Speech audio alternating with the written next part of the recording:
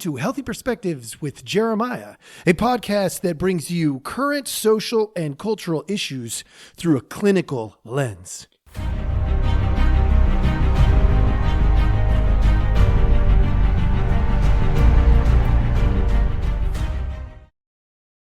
Hello, welcome back. There's a big influx of people listening lately, and I just want you to know I really appreciate that.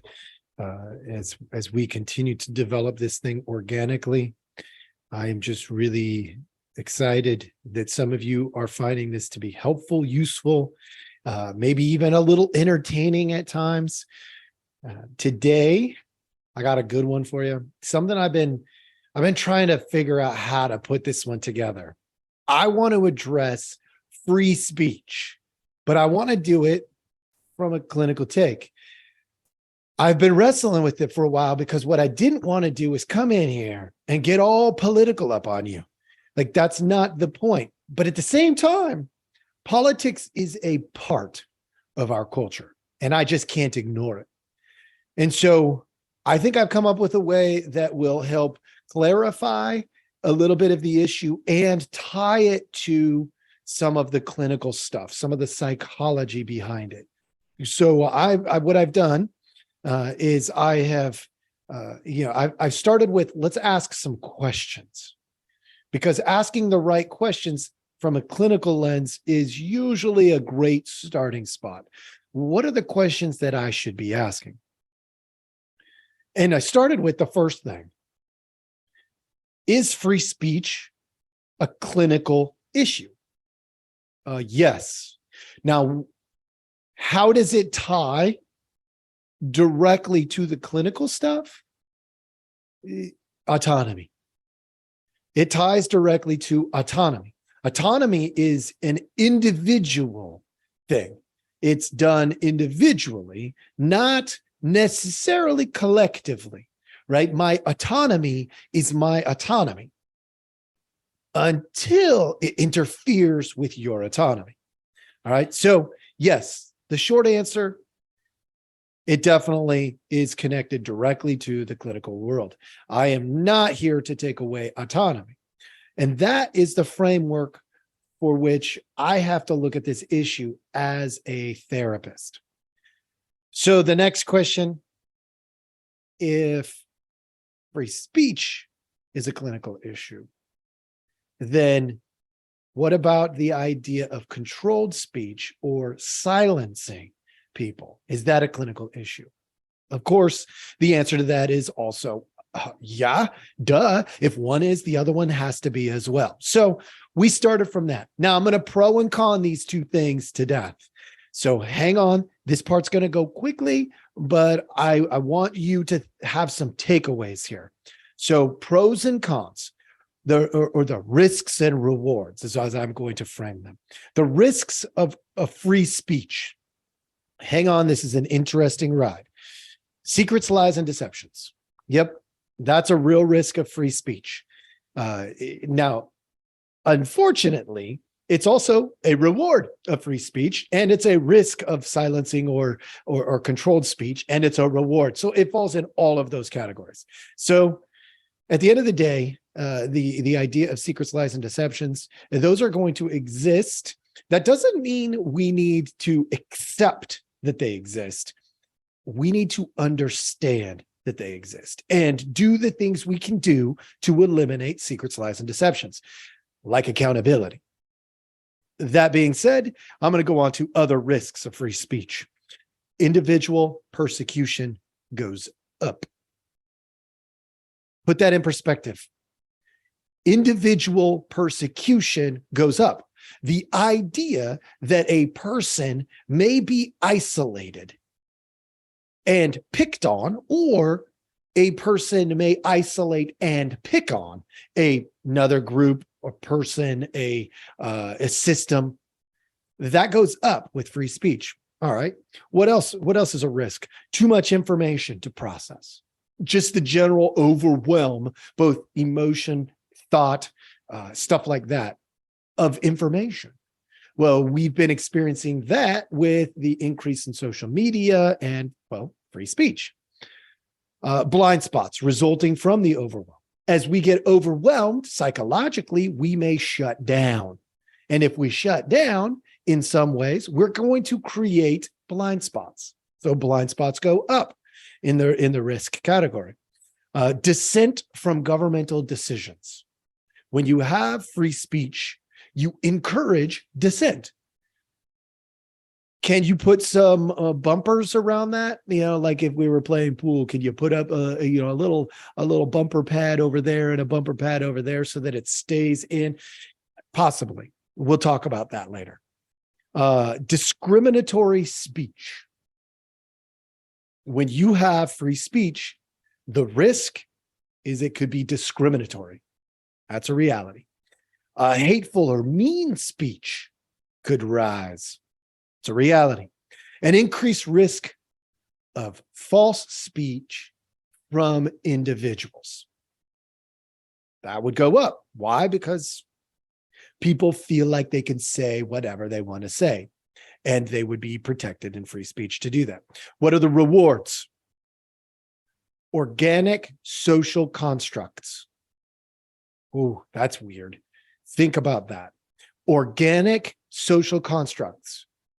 In other words, what was can change in the new because free speech allows more rapid movement of ideas and ideologies. And as we've seen, right? But organically, they are created. So the grassroots stuff is much more effective and impactful when we talk about free speech. A decrease in oppression. Wait a minute. That's weird. Didn't you just say that you could have mean speech and hate speech, but a decrease in oppression? Oppression is systematic. When you have a rise of free speech, the system loses power. And I'll talk about that again later. Better access to opposing views. You could learn a whole array of possible answers to questions that you might have. And you'll have more access to it because it's free speech and people will say what they say. For instance, me sitting here doing this. A decrease of censorship. A decrease of censorship. There you go. A decrease of censorship. When you have free speech, censorship goes down. And that could almost fall in the risk category, which I did highlight over there a little bit. But the decreased censorship allows everyone to feel like they're part of the discussion. That's a good thing. That would be a benefit or a reward. An increase of stupid speech is a reward as people find social norms or push boundaries. Why would that be on the reward side? An increase of stupid speech allows us faster growth and development. That's a good thing. When we limit stupid speech too much, growth can be halted, stalled, ignored. That's not a good thing. People have more power to shape government. It's individual focus, not systemic focus. And then there's more systemic accountability. Why? Because Joe Schmo off the street can come on to a podcast or a radio or a TV show, and they can lay out their opinion or facts or thoughts or feelings because they have free speech. Silencing or controlled speech. Let's do the risks there. Obviously, I talked about secret lies, deceptions. I'm not going into that again. It's on all the categories. Oppression is a risk. That's the prolonged mistreatment. Prolonged mistreatment, the risk of that goes up when systems have too much power. Because the system is not going to want to quickly respond. Systemic persecution, not individual, but systemic. Somewhere in the background, there's a group, a small group oftentimes, or an individual, a dictator, let's say, who sets what is good and healthy and what is bad and wrong and unhealthy. Which means systemic persecution will go up. An increase of blind spots. Why? Because the system will try to cover up their mistakes. That's just a normal systemic thing. Just like on the individual level, it's normal to have confirmation bias. The same is true systemically. So blind spots will increase within the system. And there will be less ability on the individual to impact the system. So it can stay there longer, creating more harm. An increase of fear of the system. That could go up. Poor accountability of large systems. So that would be something like we see this in like dictatorships and stuff when we look at them. The government gives a contract to somebody who probably isn't the best bet for the contract, but they want to because they want to support somebody that they like that happens to be at that company. And so they create an exorbitant contract for an underachieving organization, and you get less quality of work or accountability. What are the rewards of the silencing or controlled speech? Established social constructs with communication. Those become known. The system will say, if we see anything like this, they will overreach, of course, just as individuals would, but they will overreach. And that set aside, the communication expectations are a little simpler to know because they build them into the constructs. All right. The protection, the idea that if I stay within the constructs, somebody will look after me. Now, if they look after me, that means they are getting somebody.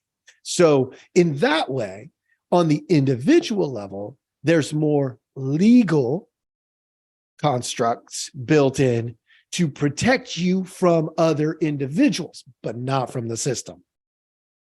A decrease in individual persecution from individual to individual or individual to small group, that would decrease potentially in some categories. Okay. A decrease in fear of individuals. Why? Because we're more concerned with what the system thinks than what the individuals think. So the fear of other individuals goes down.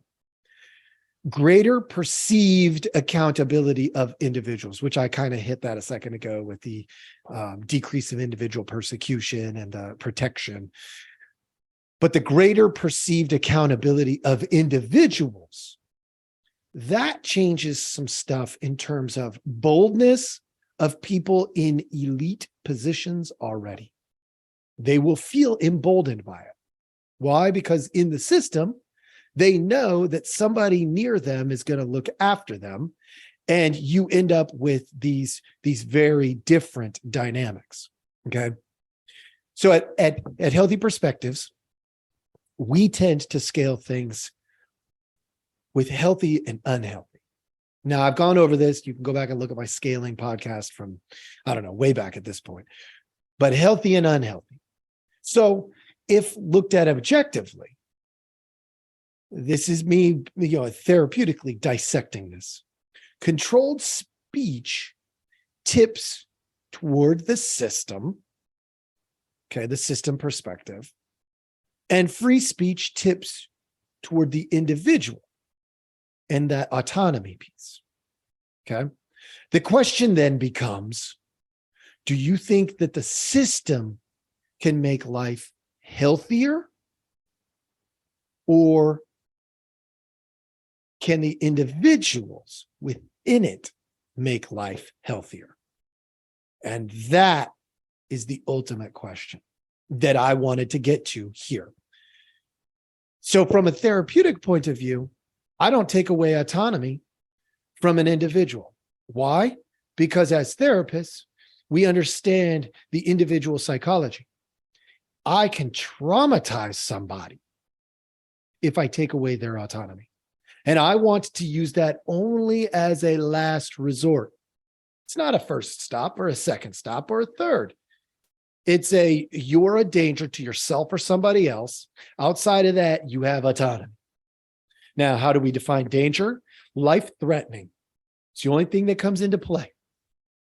There has to be a life-threatening or imminent harm, serious harm to an individual that is about to happen or just happened. Then we can take away autonomy. Like, think about that. Like, the police will detain you. Well, as a therapist, I'm not going to detain you, but I could potentially, if I know you're harm to yourself, potential like suicidal ideation, homicidal ideation, and it's a real threat, I could call the police and they will detain you. And they will probably transport you to a hospital where you can get evaluated. So if the real question is, do you think the system or the individuals are going to be able to do a better job of creating health? If that's the real question, then where do we draw limitations? If you have a system view, you say the system can do it better than the individuals can.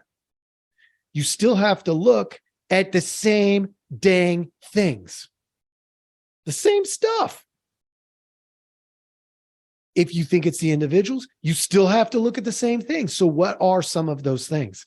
You have to look at hate speech. You have to, whether you're a systems view or an individual view, you have to look at hate speech, defamation, fraud, threats. You have to look at pornography and sexual immorality. You have to look at addiction, gambling, drugs, sex, social media. You have to look at money, finances. These are things you have to look at no matter what side you lean on, saying, I think the system can do it better, or I think the individual can do it better. You have to look at these things, these limitations that it will have. In the system's view, the hate speech could go on for centuries under a dictatorship. Now, you might fall onto the side where it's like, oh, it doesn't affect me. And so you think it's no big deal. So maybe you buy into what the system has told you. On the individual level, you have to deal with hate speech. One way or another, you've got to deal with these limitations to speech that are presented whether you are systems perspective or individual perspective.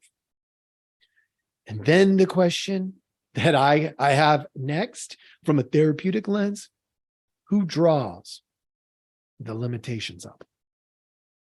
Is it the government? Is it private business? Is it the consumers? Who draws that? This is tough to wrestle with because we all see the flaws when it comes to speech. We see those things, those points of contention, those hurts, those people who, I'll just anecdotally tell a story that came to me just now. So if it doesn't come out perfect, that's okay. I'm not perfect. I remember I worked with a young man about probably 20 years ago, and this young man was racist. He was straight up racist. And he had no idea he was racist. Like, truly, like, this might baffle some of you out there, but this kid had no idea. He was raised in a home filled with racism. To him, it was normal. And we created a safe group environment to explore racism. And one day he throws out some absolute racism into the group. Truth of the matter, this is what was really going on. He felt for the first time safe enough to test out what he had been thinking from the beginning of the group. He had been thinking these thoughts of like, that's dumb because, fill in the blank, black, brown, pink, purple, yellow, people can't, do that because they're just too dumb. He truly thought that was reality. And so when he felt safe enough to throw it out in the group, now, luckily, I don't know, no, maybe not luckily, we had set a good foundation to manage this when it did manifest, a foundation of safety, where he ended up doing a ton of learning. But what did he have to do first? He had to get courage to test his hypotheses, the ones that were crap, that were racist, in a group where he knew he could get honesty without as much judgment. Until the judgment was taken out, he didn't feel safe enough. He wasn't going to present it. So the question then becomes, for me, who draws the limitations? I go back and I say, do we want to help individuals grow and get better? If that's what we are wanting, if we're wanting people to transform into a better version of themselves, then it's not about converting them into a systemic view. It's about inviting them to a change. There's a big difference between those two. If I try to convert you, hey, you need to be a free speech guy, or you need to be a controlled speech person. Like, I could try to convert you, persuade you, or I could invite you into the dilemma and offer you the options and say, do you want to put your faith in a system or a collective of individuals? Now, me, being a therapist, I swing far over to the free speech side because I am individually focused. Now, when I start talking about systemic issues within families, I understand the system, but my leaning, and this is potentially some bias on my part, so just hang in there with me. I'll walk you through my thought. My leaning is toward the free speech and the individual because I truly believe that the culture is made up of individuals, not the other way around. The individuals aren't created because of the culture. The culture is created because of the individuals, which automatically makes me lean in the direction of, nope, we need to give that organic growth, that collective mindset, the opportunity, because that allows us to manifest our dream, not yours, not mine, but one we collectively can create. And I just think that's, generally speaking, a better path from the psychological standpoint. It emphasizes the power of the individual and the optimism of growth. So that's where I would lean from a clinical standpoint. And yet I can see the benefits to controlled speech. If I didn't, I would be really concerned. That would be my bias getting in the way, which, by the way, was part of the reason this took me so long to put out there. I wanted to make sure I did it well. I wanted to make sure that I did it in a way that was understandable. And I wanted to do it in a way that didn't just say, it's because I'm right. I know what to do. And so that's what I did. Takeaway, here you go. Look, no matter which side you lean into, no matter which one it is, you are still going to have to deal with the limitations of that perspective. The things like hate speech, defamation, fraud, threats, porn, addiction, money. So maybe we spend a little bit more time wrestling with those hard topics, no matter which side of the table we fall on with this speech thing. All right. Thank you so much for joining us. I hope that was helpful. Have a great day.